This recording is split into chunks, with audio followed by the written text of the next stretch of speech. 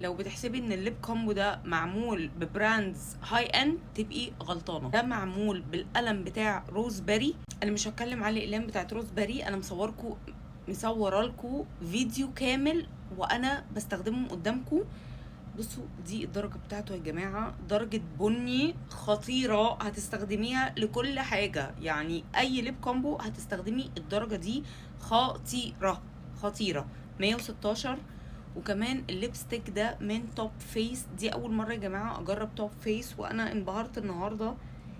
يعني دي درجه 20. بصوا جمال الدرجه، بصوا جمال الدرجه. الليب كومبو ده معمول بدول، وحاطه كده ليب جلوس علشان بس ايه، ادي جلاسي لوك بس بالاتنين دول. ولقيت ده باعجوبه على فكره، لقيته عند منا، هتلاقوا البيج بتاعتها هنا، والسعر كان لا يصدق. هي بقى عندها الاسعار تحفه.